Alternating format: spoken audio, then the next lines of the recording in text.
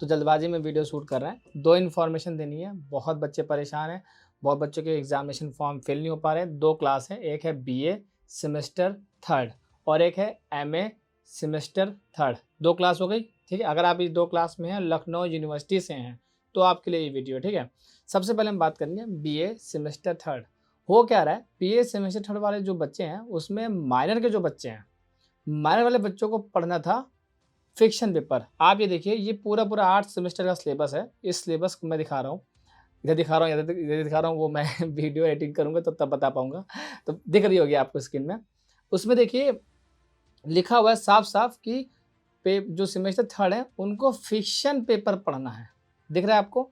तो फिक्शन ही पेपर मैंने भी अपनी पेड क्लास में बच्चों को फिक्शन पेपर ही पढ़ाया। 4 महीने से बच्चे फिक्शन पेपर ही पढ़ रहे हैं, वही mayor of Casterbridge, pride and prejudice और ग्रेट एक्सपेक्टेशन, और जो रोमांटिक रिवाइवल वाला वो एक यूनिट 1 है, वो पूरा ही पढ़ रहे हैं वो लोग। तो अभी तक क्या था कि वो आराम से पढ़ रहे थे, लेकिन अब जब वो एग्ज़ामिनेशन फॉर्म फिल करने गए, तो जैसे ही वो अपना दोनों मेजर का भरते हैं ऊपर, उसके नीचे जब वो आते हैं माइनर में, तो माइनर में जैसे आते हैं वो क्लिक होकर के वो पोएट्री वाला जो पेपर आप देख रहे होंगे, पोएट्री बी करके रोमांटिक्स एंड विक्टोरियन, ये वाला पेपर आ जाता है। ये पेपर फर्स्ट है।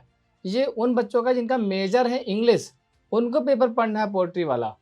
तो ये दिक्कत आ रही है, वो फॉर्म फिल करे तो करे क्या? तो एक कॉलेज में हुआ कि सर ने, जो वहाँ के डिपार्टमेंट के सर हैं, कॉलेज एफिलिएटेड कॉलेज है, वहाँ सर ने कह दिया कि बच्चों अब तुम लोग को जो है पोएट्री पेपर पढ़ना है, ठीक है। बाद में बच्चा परेशान हुआ, बाद में उसने मुझे बताया, हमने कहा नहीं पोएट्री पेपर नहीं पढ़ना है, वेट करो। तो अभी मैं आपको बताऊँगा ये हो क्यों रहा है।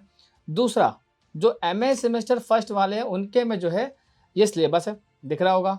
तो उनके प्रॉब्लम आ रही है, उनका जो पेपर 5 और पेपर 6 है, वो उनका समझ में नहीं आ रहा है कि उसमें करना क्या है। तो बहुत सारे कॉलेज के जो प्रोफ़ेसर्स हैं, टीचर्स हैं, वो भी मुझसे जुड़े हुए हैं, उनको भी दिक्कत आ रही है कि एक्चुअली सर करना क्या है। तो पहले हम बात करते हैं, फिर एमएलए के बच्चों के बाद में बात करेंगे। अभी हम पहले बीए सेमेस्टर 3rd का बताते हैं कि करना है क्या उनको। बीए सेमेस्टर तो आप लोग फॉर्म मत फिल करिए, जब तक चेक करते रहिए, जब तक जो है आपका माइनर करते ही फिक्शन पेपर नहीं आ जाए। अब जो बच्चे मेन कैंपस से हैं, वो लोग ज़रा ध्यान दें। मेन कैंपस यानी कि लखनऊ यूनिवर्सिटी मेन कैंपस से हैं, अगर वो देख रहे हैं, तो उन्हें क्या करना है, अपने वहाँ पे डिपार्टमेंट जाके एप्लीकेशन लिखिए। आपका डिपार्टमेंट उस एप्लीकेशन को जो है, जिसने पोर्टर बनाया, वहाँ तक पहुँचा देंगे, कोऑर्डिनेटर तक। तो वो जाके उसको ठीक कर देंगे, ठीक है। मेन कैंपस वाले बच्चे ये कर सकते हैं, एफिलिएटेड वाले बच्चे नहीं कर सकते, लेकिन एफिलिएटेड वाले बच्चों के जो टीचर हैं, वो अपने प्रिंसिपल के थ्रू जो है मेन कैंपस तक बात पहुँचा सकते हैं, बस इतना ही कर सकते हैं। लेकिन मेन कैंपस वाले बच्चे डायरेक्टली कर सकते हैं, आप एप्लीकेशन लिखिए, ये प्रॉब्लम आ रही है, और वो ठीक कर देंगे विदिन 5 और 4 डेज़ में, ठीक है। ये पोर्टल बनाया उन्होंने, वो कुछ उनसे गलती हो गई है, कुछ एरर हो गया है, इसलिए ऐसा हो रहा है। ऐसा कुछ नहीं कि आपको पोर्टल पे पढ़ना है बैठ के। समझ में आ गया? आपका मैंने सॉल्व कर दिया। तो मेन कैंपस वाले बच्चे ये काम कर लेंगे। अब आते हैं एमए वाले बच्चों के ऊपर। एमए वाले बच्चों देखिए, आपका पेपर 1 इन 301, मैं कोड बता रहा हूँ, 301, 302 और 301 ए और बी, इसमें कोई एक पेपर पढ़ना है। जहाँ ए और बी आया वहाँ पे स्लैश लगा हुआ है ना, यानी कि उसमें से कोई एक पेपर पढ़ना है। क्लियर हो गया? फिर उसके बाद आते हैं, फिर 302 पे भी ए और बी, फिर एक कोई इसमें से एक ही पेपर आपको पढ़ना है और एक ही का एग्ज़ाम देना है। बहुत से कॉलेजेस में ये पेपर 3rd की बात करें तो ट्रांसलेशन थ्योरी एंड प्रैक्टिस पढ़ाया गया है वहाँ पे, और पेपर 4 की बात करें तो फॉर्म्स ऑफ पॉपुलर लिटरेचर पढ़ाया गया है। उधर फिल्म्स वाला छुड़वा दिया गया है, इधर जो है कॉम्पिटिटिव लिटरेचर वाला छुड़वा दिया गया है। यहाँ तो सबको समझ में आ रहा है कि हाँ सर 4 पेपर तो हमको ही पता है, आगे बताइए इसके बाद क्या करेंगे। इसके बाद जो 301 समर इंटर्नशिप लिखा हुआ है ना, इसमें क्या करना है, इंटर्नशिप का मतलब हुआ आपको एक थीसिस लिखनी है, एक समझिए आप, एक शॉर्ट थीसिस टाइप लिखनी है आपको किसी प्रोफेसर के अंडर। वो एक पर्टिकुलर टॉपिक देंगे, वो आपको कोई भी टॉपिक, विक्टोरियन लिटरेचर हो सकता है, विक्टोरियन पोएट्री हो सकता है, प्री मॉडर्न थिएटर हो सकता है, पोस्ट मॉडर्न थिएटर हो सकता है, कुछ भी टॉपिक कोई हो सकता है जिसमें आपको अपने आप से खुद से थीसिस लिख करके वहाँ पे सबमिट करना है, और उसका वाइवा होगा। वो वाइवा लेंगे, जिस तरीके से आपका कंप्लीट होगा, इसका पेपर नहीं होगा, वाइवा होगा। पहले थीसिस लिखेंगे फिर वाइवा होगा।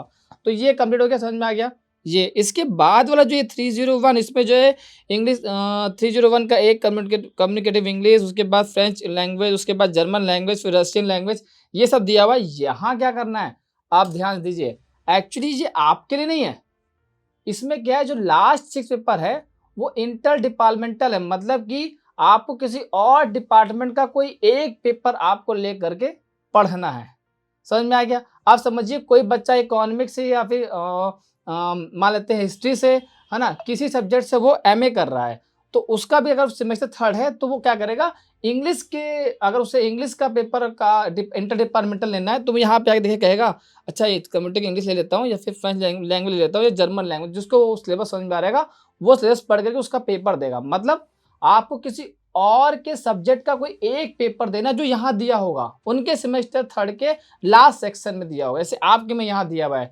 तो ये जो तीनों सेक्शन, ये सारे जो जो बाकी सेक्शंस हैं ना, community English, French language, German language, Russian language, ये कोई और बच्चा ले करके इसमें वो एग्जाम देगा, इसका पेपर होगा।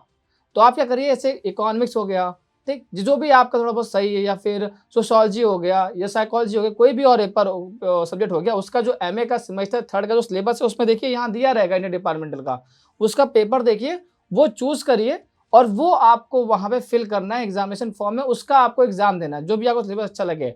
ये पहली बात। दूसरी बात, आपको जब फॉर्म भरने जाएंगे तो शो नहीं कर रहा, शो भी तो करना चाहिए तब तो भरोगे, रुक जाओ, चेक करते रहो, शो करेगा, ठीक है, वो शो करेगा, जो भी आप पेपर लोगे वो वहाँ पे कोड शो कर देगा, फिर आप उसको वहाँ फिल कर सकते हो। क्लियर हो गया? ये आपको मैंने इन्फॉर्मेशन दे दी है, यही सही इन्फॉर्मेशन है अभी तक की मेरी इन्फॉर्मेशन के हिसाब से। मैंने मेन कैंपस से बात करके ये बात क्लियर की है, ठीक है, ओके। अब आप कमेंट कर सकते हैं अगर आपको कोई डाउट हो, और अगर आप जो है इंग्लिश लिटरेचर से, चाहे आप यूजी में हो चाहे पीजे में हो, व्हाट्सअप नंबर दिख रहा होगा आपको, वहाँ पे होना चाहिए।